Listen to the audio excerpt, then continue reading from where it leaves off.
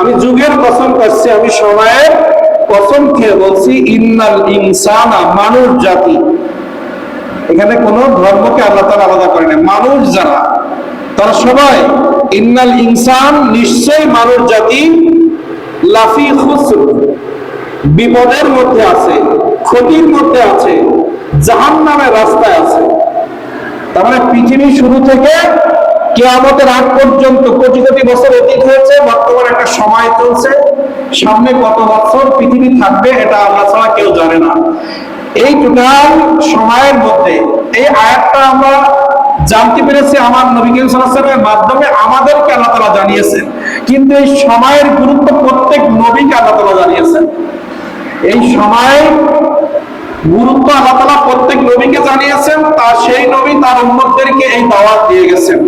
তা আমাদের নবীজিও তেমনি ভাবে কোরআন মাজিদের আয়াতের মাধ্যমে সময়ের গুরুত্ব আমাদের বুঝিয়েছেন, যে পৃথিবীর প্রত্যেকটা সময় রেকর্ড হচ্ছে, প্রত্যেক জাতির নবী উম্মত তাদের প্রত্যেকটা কাজ রেকর্ড হচ্ছে। সেকেন্ড সময় মানে সময়ের মধ্যে সেকেন্ড আছে না, সকাল থেকে সন্ধ্যা পর্যন্ত একটা সময়, এই সময়ের মধ্যে কি শুধু ঘন্টা আছে না মিনিট আছে না সেকেন্ডও আছে?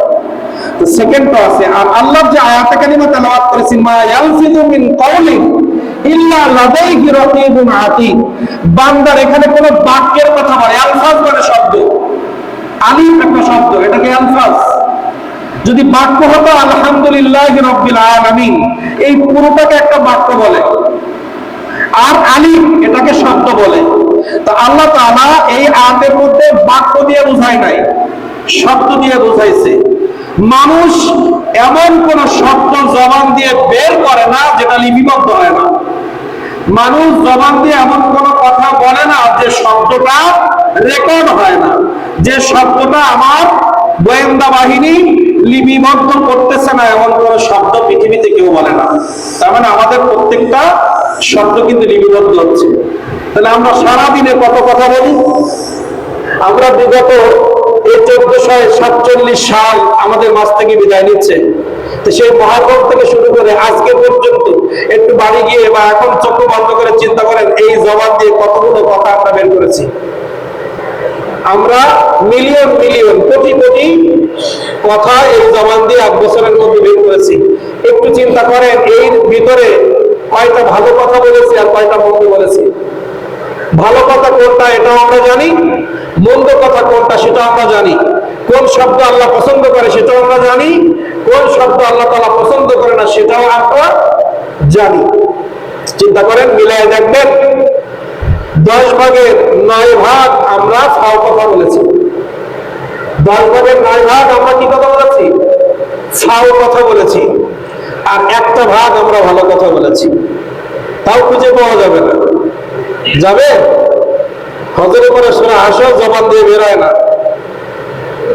মসজিদে আসার পরে অন্তত রুকু আর সেজদাতে তাসবিহ আমরা পড়ি একটু সময়, আর মসজিদ থেকে বের হয়ে জোহরের আগ পর্যন্ত ভালো কথা মধ্যে বের হয় কিনা আমাদের বর্তমান সমাজের ব্যবস্থা যেটা, আমরা যে কালচারের মধ্যে আছি, আমাদের মনে হয় না যে একটা ভালো কথা আমরা সারাদিনে বলেছি।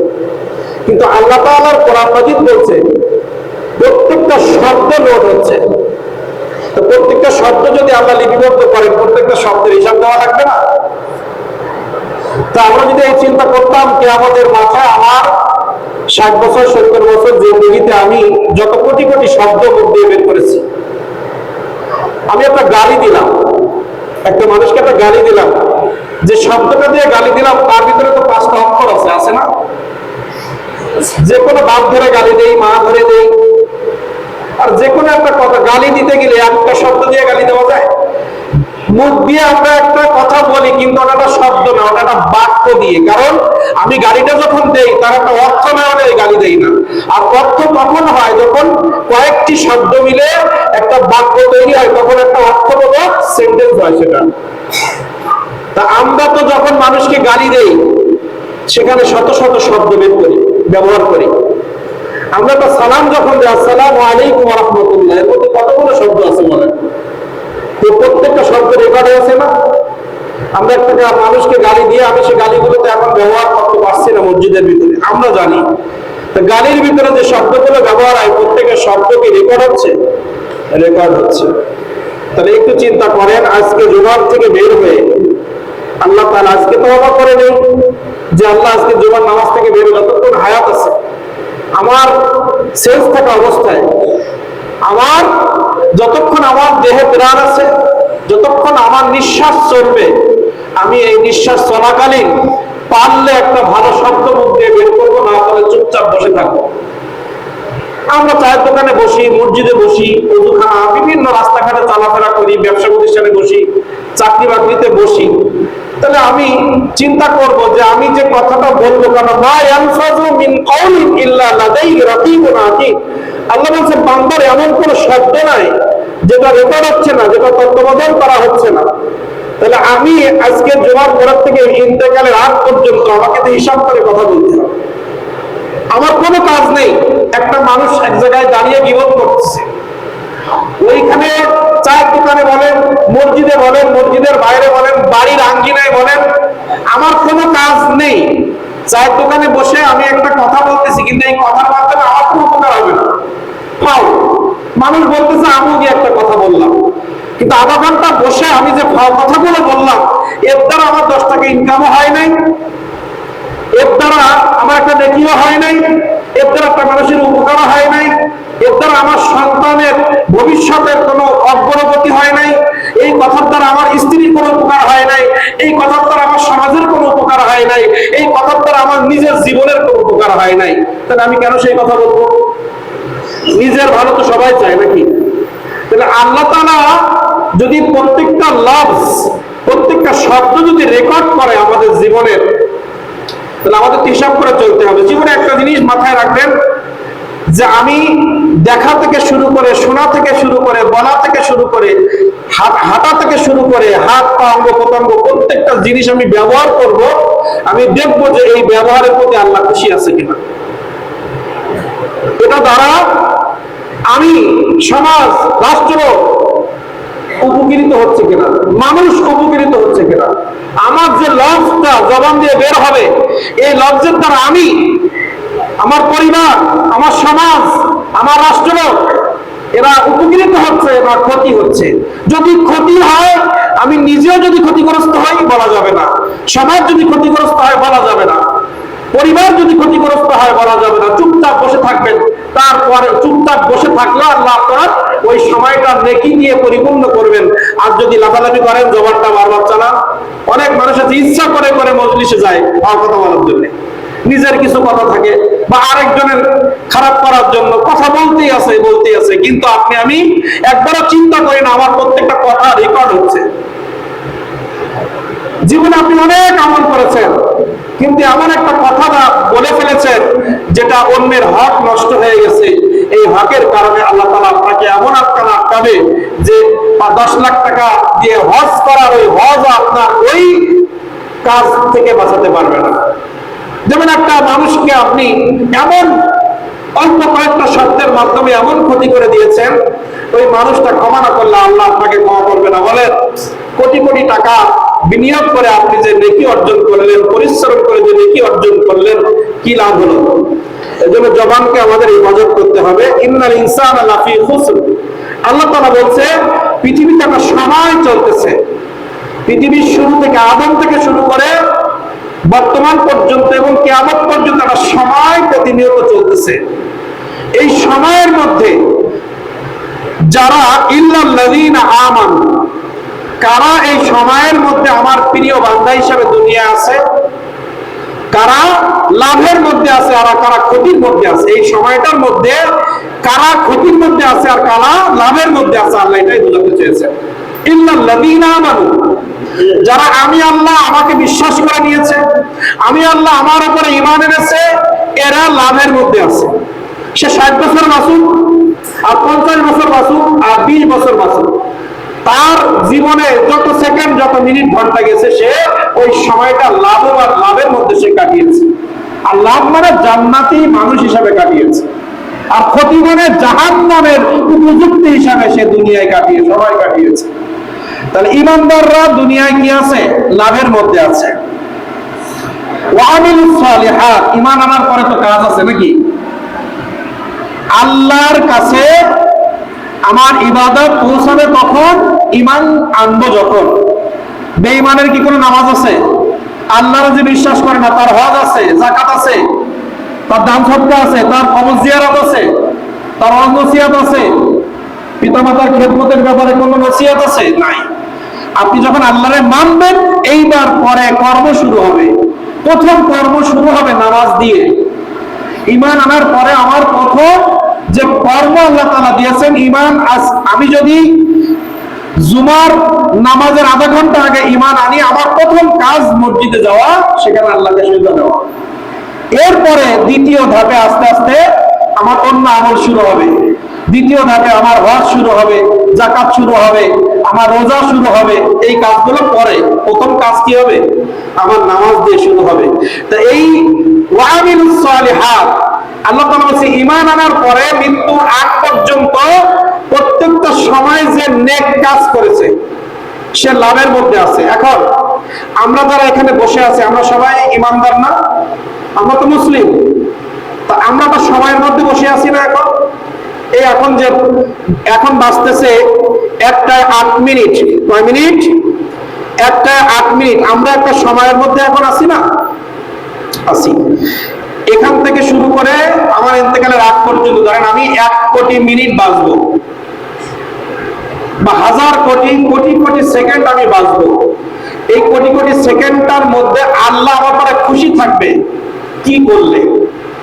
আর এই কোটি সেকেন্ড, কোটি মিনিট, কোটি ঘন্টা যেটা আমরা বাঁচবো, এই সময়টা আল্লাহ বিরাজ থাকবে কি করলে? এটা আমরা আসি। প্রথম ঈমান, তারপরে ওয়ামিলুস সালিহাত, নেক আমল। এখন বলেন, এই যে আমরা এখন আধা ঘন্টা 45 মিনিটের জন্য যে মসজিদে আসছি, এইটুক সময় আমল করার জন্য আল্লাহ তাআলা আমাদেরকে পাঠিয়েছেন না? আমার দুনিয়া আসার পর থেকে, আমি 12 বা 11 বছর থেকে যখন আমি বালেগ বা বালিকা হব, সেই সময় থেকে শুরু করে কেউ যদি 10 বছর মারা যায় তার হিসাব নাই, কিন্তু 11 বছর মানে বালেগ হওয়ার থেকে, এখন গবেষণা বলছে কোন ছেলে 13 বছরে হয়, 14 বছরে হয়, মেয়েরা 11-12। বালেগ বালিকা হওয়ার থেকে শুরু করে, মানে কথা বুদ্ধি হওয়া থেকে শুরু করে ইন্তেকালের আগ পর্যন্ত যত সেকেন্ড আপনি আমি কথা বলবো, মা ইয়ালফাজ মিন কওলিন ইল্লা লাদাইহি রাকিবুন আতীদ, ওই সেকেন্ডের হিসাব আল্লাহর সামনে আমাকে দিতে হবে। তাহলে বলেন, এখান থেকে বেড়ে যাওয়ার পরে আমরা বাড়ি যাব, যাওয়ার পথে যে হেঁটে আমরা যাব, গিয়ে যে খানা খাবো, বাজারে যাবো, এগুলো আমল নাকি আমল না? আমি এখান থেকে বেড়ে বাড়ি পর্যন্ত হেঁটে যাব না আমি বাড়ি পর্যন্ত? এই যে সময়টা, এর ভিতরে আমাকে আমল করার জন্য আল্লাহ পাঠিয়েছে। আমি যদি মসজিদ থেকে বেরিয়ে বাড়ি পর্যন্ত আল্লাহর নাম জিকির করতে করতে যাই, ভালো কোনো চিন্তা, ধরেন জবানে জিকির করতে পারছেন না, কিন্তু আপনি পরিবারে, সমাজে, রাষ্ট্রের একটা উপকার হবে, ইসলামের উপকার হবে, এমন একটা ধ্যান ধারণা নিয়ে বাড়ি পর্যন্ত আপনি যাচ্ছেন। যে কি করা যায়, আসরের নামাজ কখন পড়বো, আমার বাচ্চাদের কিভাবে আরবি শেখাবো, কিভাবে আল্লাহকে খুশি করা যায়, এমন কোন একটা চিন্তা করতে করতে আপনি বাড়ি গেছেন। 5 মিনিট যে সময়টা ব্যয় হয়েছে, এটা আমলে সালেহ হিসাবে আমলনামায় লেখা হবে। তাহলে আমরা 45 মিনিটের জন্য যে মসজিদে বসেছি, এই 45 মিনিট শুধু আমল করার জন্য আল্লাহ তাআলা পাঠায় নাই। দুনিয়া আসার থেকে শুরু করে ইন্তেকালের 1 সেকেন্ড আগ পর্যন্ত যত সময় আমার জীবন থেকে চলে গেছে, এই সময়ের মধ্যে বছর আছে, এই সময়ের মধ্যে মাস আছে, এই সময়ের মধ্যে ঘন্টা আছে, এই সময়ের মধ্যে সেকেন্ড আছে। প্রত্যেকটা সেকেন্ড, প্রত্যেকটা মিনিট, প্রত্যেকটা ঘন্টা, প্রত্যেকটা দিন, সপ্তাহ, মাস, বছর আল্লাহ তাআলা আমল করার জন্য আমাকে পৃথিবীতে পাঠিয়েছে। আর দলিল কি? ওমা খালাকতুল জিন্না ওয়াল ইনসা ইল্লা লিয়াবুদুন। আল্লাহ তাআলা আমাদের পৃথিবীতে পাঠিয়েছে আল্লাহর গোলামি করার জন্য। তাহলে আপনি আমি এখান থেকে বেরিয়ে যদি বাইরে গিয়ে কারোর নামে গীবত করি, এটা আমলে সালেহ হবে? তা আল্লাহ তাআলা তো বললেন তারা ক্ষতির মধ্যে নাই যারা ঈমান আনার পরে আমিলুস সালিহাত। আমরা শুধু ওয়াজ শুনি, হ্যাঁ এই 4টা, যে আমি তো সত্য কথা বলি, আমি তো বিপদে ধৈর্য ধারণ করি, 4টা জিনিস এখানে আছে। কয়টা? এই সময়ের মধ্যে বিপদে নাই তারা, জাহান্নামের রাস্তায় নাই তারা, জান্নাতের রাস্তায় আছে তারা, আল্লাহর প্রিয় বান্দা হিসেবে দুনিয়াতে আছে তারা, যারা ঈমান এনেছে, আমল সালেহ করেছে, ওয়া তাওয়াসাউ বিল হক, সত্য কথা বলেছে, সত্য জীবন যাপন করেছে, ওয়া সবর, যে ধৈর্য ধারণ করেছে বিপদ আপদে এবং ধৈর্যের কথা বলেছে। এই চার শ্রেণীর মানুষ এই যুগের মধ্যে জান্নাতি রাস্তায় আছে। এখন বলেন, ঈমান আমরা এনেছি বলে মসজিদে আসছি, এরপরে কি আমলে সালেহ? তার আমলে সালেহ বলার আগে ওই দুইটা বলে নেই, সত্য কথা বলতে বলেছে। চোখ বন্ধ করেন তো, আমরা দৈনন্দিন কথা মিথ্যা কথা বলি। চোখ বন্ধ করেন তো, বিপদ আপদে আমরা ধৈর্য ধরি না, হাই হতাশ করি। আমি একটা বিপদে পড়ছি, সারা দুনিয়ার লোককে আমরা ডোল পেটায় জানাই আজকে আমার এই হয়েছে, এই যে কালকে আমার মাজায় ব্যথা হয়েছে। মাজায় ব্যথা কারা জানাবেন আপনি? যে ডাক্তারকে জানাবেন, আল্লাহরে জানাবেন সর্বপ্রথম। তারপরে যে ওই রোগটা থেকে আপনাকে কি করতে পারবে, সাময়িক সুস্থতার দিকে নিতে পারবে ওসিলা হিসাবে। আমি ডাক্তারের কাছে আর দোকানে বসে গল্প করেন আমার কালকে সারা রাত ঘুম হয়নি। কেন কেন বলবেন? এটা কি সবর হলো? আল্লাহ তাআলা বলছে তোমার আমি অ্যাক্সিডেন্টে বিপদ দিয়েছি, তোমার না খাওয়া রাখছি, তোমার ক্ষুধার যন্ত্রণা, তুমি ধৈর্য ধরবা। আর ধৈর্য ধরলে কি আরেকজনকে জানানো যায়? বলেন, আমরা বিপদ আপদে হাই হতাশ করি, কেউ মারা গেলে বাড়িতে আমরা যে হাই হতাশ করি, আমি না খেতে থাকতে পারলে আরেকজনের কাছে গিয়ে ধর্ণা দেই, আরেকজনের হাত পা ধরাধরি করি, মিথ্যার আশ্রয় নেই, এটার নাম কি সবর? না আল্লাহ তুমি আমার বিপদ থেকে উদ্ধার করো, চিন্তায় করে আল্লাহকে জানান, এটা সবর? কোনটা সবর? আল্লাহর উপর তাওয়াক্কুল করা এটা সবর, না মানুষকে জানানো সবর? এই চারটার কোনোটাই তো ঠিক নেই আমাদের। আমরা যদি এখন পুঙ্খানুপুঙ্খানুভাবে আলোচনা করি, আমাদের কোনোটাই ঠিক নেই, আমরা সবাই আসলে ক্ষতির মধ্যে আছি। ইমানের জায়গায় ধরলে বিপদ, ভালো আমল ধরবো সেখানেও বিপদ, সত্য কথা বলি কিনা সেখানেও বিপদ, সারাদিন মিথ্যার উপরে আছি। আর সবর, কোনো ধৈর্য আমাদের নাই। একটু কিছু হলে আমরা গালিগালাজ করি। আমার রাগ হয়েছে, অনেক রাগ হয়েছে, আমি এই মুহূর্তে শুনলাম একজন আমাকে গালি দিয়েছে, এবার আমি লাঠি নিয়ে তাকে তাড়ানোর জন্য বেরিয়ে গেছি। এটার নাম কি সবর? তা আল্লাহ তাআলা বলছেন, সুখে দুঃখে বিপদে আপদে জ্বরে ব্যথায় যত প্রকার বিপদ জীবনে আছে, সমস্ত প্রকার ক্ষুধার যন্ত্রণার বিপদ, সংসারে চাউল নাই বিপদ, চাকরি নাই বিপদ, ব্যবসা নাই বিপদ, এক শ্বাস খাওয়া হয় আরেক শ্বাস খাওয়া হয় না বিপদ, মানুষ আমাকে গালি দিয়েছে বিপদ, শত্রুরা আমাকে তাড়া করতেছে বিপদ, এই এলাকায় মানুষ আমাকে থাকতে দিচ্ছে না বিপদ, আমার জবানে আমার জিহ্বায় ঘা হয়েছে বিপদ, আমার গলায় ঘা হয়েছে বিপদ, আমার ডায়াবেটিস বিপদ, আমার প্রেশার হাই বিপদ, আমার পা একটা প্যারালাইজ হয়েছে বিপদ, আমার স্ত্রী অসুখে ভুগতেছে, প্রতিদিন ঔষধ কেনা লাগে বিপদ, আমার সন্তান কথা শুনছে না বিপদ। এগুলো বিপদ নয়? তাই বিপদের সময় আল্লাহ তাআলা বলেন, যারা ধৈর্য ধরবে তারা ভালো পথে আছে, তারা জান্নাতের রাস্তায় আছে, আর যারা ধৈর্য হারিয়েছে তারা জাহান্নামের রাস্তায় আছে। আর যারা কথায় কথায় মিথ্যা বলে এরা জাহান্নামের রাস্তায় আছে। আপনি যখন মিথ্যা বলছেন সে সময় একটা সময় অতিবাহিত করতেছেন আমি ওয়ামিলুস সালিহাত, যারা নেক আমল করেছে তারা জান্নাতের রাস্তায় আছে, তারা ভালো পথে আছে। আর যারা আমলে সালেহ করে নাই তারা জাহান্নামের রাস্তায় আছে। ওই যুগ, অন্ধকার যুগটাকে সে উপভোগ করতেছে, সে জান্নাতি যুগ উপভোগ করতে পারলো না। ওয়ামিলুস সালিহাত কি? নামাজ আল্লাহর জন্য, কথা বলবো আল্লাহর জন্য। কিন্তু আমরা সারাদিন যে কথাগুলো বলি, হয়তো কোনো ব্যক্তিকে খুশি করার জন্য বলি, হয় নাইলে কোনো ব্যক্তিকে কষ্ট দেওয়ার জন্য বলি, নাইলে কোনো ব্যক্তিকে আঘাত করার জন্য বলি, নাইলে কারো সংসার ভাঙার জন্য বলি, নাইলে কাউকে সম্মানের জায়গা থেকে নিচে নামানোর জন্য বলি, নাইলে কাউকে বিপদে ফেলানোর জন্য বলি, নাইলে একটু মজা মারার জন্য বলি। আরেকজন এই কথা শুনলে চারজন একটু হাসবে, আমার এই কৌতুকটা শুনলে, আমার এই কথাটা শুনলে এই মজমাটা আরো অনেক জমবে, ঠিক না? এজন্য আমরা কথা বলি। এটাকে আমলে সালেহ? তাহলে প্রত্যেকটা শব্দ জবানে বের হবে, আমাকে চিন্তা করতে হবে আমার এই জবানের কথার উপরে আল্লাহ আছে কিনা, আল্লাহ বিরাজ না নারাজ, আল্লাহ খুশি না বেরাজ, এটা ভেবে আমার জবান দিয়ে কথা বের করতে হবে। আমরাও তো সমাজে চলি, আপনি মেরেও কি আমাদের মুখ দিয়ে গালি বের করতে পারবেন? কারণ আমরা জানি অনেক সময় আমার উদাহরণ দেয়, অনেক সময় চায়ের দোকানে বসি না, চুপচাপ বসে থাকি, কত কথা শুনি, এই কথা ভাবি